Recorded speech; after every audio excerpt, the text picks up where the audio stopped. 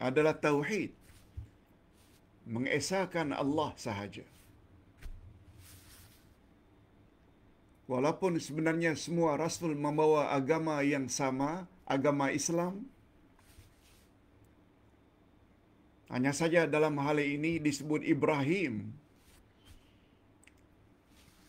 karena agama Ibrahim sangat hampir dengan agama yang dibawa oleh Nabi Muhammad sallallahu alaihi wasallam. Sebabnya di dalam tahiyat akhir kita sebut nama Nabi Muhammad bersama Nabi Ibrahim. Allahumma salli ala Muhammad wa ala ali Muhammad kama sallaita ala Ibrahim wa ala ali Ibrahim. Wa barik ala Muhammad wa ala ali Muhammad kama barakta ala Ibrahim wa ala ali Ibrahim. Mengapa Ibrahim? Karena Nabi Muhammad sallallahu alaihi wasallam munculnya, lahirnya dari jalur Nabi Ibrahim melalui anaknya Ismail. Bukan dari jalur Nabi Ishak. Nabi Ishak yang anaknya Yakub mendapat gelaran Israel. Yakub, anak Nabi Ishak bernama Yakub, dan Yakub nama lainnya Israel. Nabi Muhammad sallallahu alaihi wasallam dari jalur Ismail. Apalagi bila dikaitkan dengan kiblat umat Nabi Muhammad sallallahu alaihi wasallam adalah Kaabah, dan Kaabah pula yang berada di Mekah dibina oleh Ibrahim dan Ismail. Hadirin dan hadirat rahimakumullah.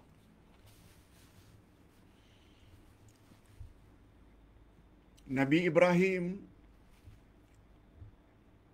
mempunyai gelaran sama betul dengan gelaran Nabi Muhammad sallallahu alaihi wasallam, yaitu Khalilullah. Hanya dua nabi saja yang mendapat gelaran Khalilullah, kekasih Allah, kesayangan Allah. Ibrahim Khalilullah, dan yang kedua Muhammad Khalilullah. Yang paling menonjol dan ketara pada agama Ibrahim adalah Hanif, yaitu tauhid yang murni. Ini tidak bermakna Nabi Ibrahim itu lebih mulia dari Nabi Muhammad sallallahu alaihi wasallam. Tidak. Sebab Nabi Muhammad walaupun rasul terakhir, beliaulah yang mendapat gelaran Sayyidul Anbiya wal Mursalin, penghulu semua nabi dan penghulu semua rasul. Oleh sebab itu zikir yang sangat digalakkan kita selaku umat Nabi Muhammad sallallahu alaihi wasallam, sebagaimana Ustaz sebut di dalam buku Wirid Rasulullah sallallahu alaihi wasallam, Ustaz ada sebut sebagaimana yang Ustaz ulang di sini, muka surat 187, asbahna ala millati al-Islam, asbahna ala millatil Islam walikam wa kalimatil ikhlas wa dini nabiyina Muhammadin wa millati abina Ibrahim hanifa wa ma kana minal musyrikin. Maknanya kami berpagi-pagi di atas agama Islam, di atas kalimat ikhlas, dan di atas agama Nabi Ibrahim, dan di atas agama Ibrahim, di atas agama Nabi Muhammad sallallahu alaihi wasallam, dan di atas agama Ibrahim yang lurus, dan bukanlah dia dari golongan orang-orang yang menyekutukan Allah. Hadis riwayat Ibnu Mardawiyah dari Ibnu Abza. bagus doa ini atau zikir ini kita ulang-ulang setiap pagi. Kita boleh baca dengan asbahna ala millatil Islam, boleh ala millatil Islam, dan juga boleh kita baca dalam riwayat lain asbahna ala fitratil Islam. Maknanya sama. Kita berpagi Islam itu adalah fitrah. Semula jadi umat manusia. Kita teruskan dengan ayat saya.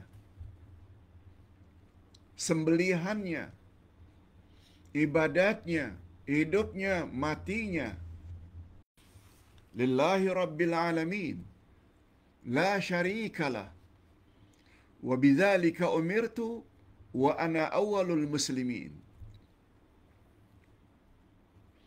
Katakanlah, hai Muhammad, katakanlah olehmu, ucapkanlah olehmu, sesungguhnya salatku, ibadatku atau sembelihanku, hidupku dan matiku hanya untuk Allah Tuhan semesta alam. La syarika adalah orang pertama menjadi orang Islam. Yang tentu saja maksudnya ini yang pertama yang memeluk agama Islam.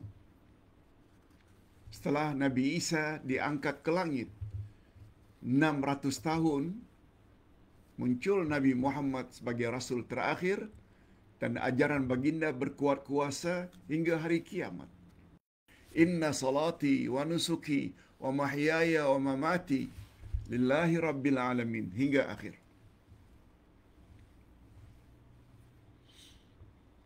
Adapun ayat atau bahagian yang berbunyi wa bidzalika umirtu, dengan hal demikianlah aku diperintahkan.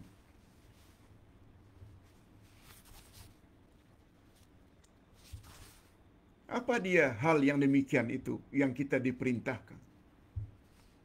Yaitu mentauhidkan Allah. Semua kita tahu makna tauhid adalah mengesahkan Allah. Wahada yuwahidu tauhidan. Dari kata wahid. Kalau wahid itu maknanya satu. Wahada yaitu mengesahkan. Wahada yuwahidu tauhidan. Dan dalam ilmu akidah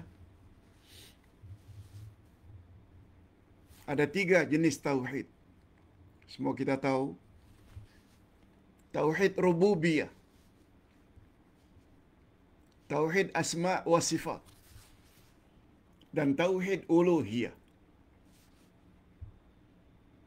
Tauhid rububiyah iaitu keyakinan kita terhadap perbuatan-perbuatan Allah.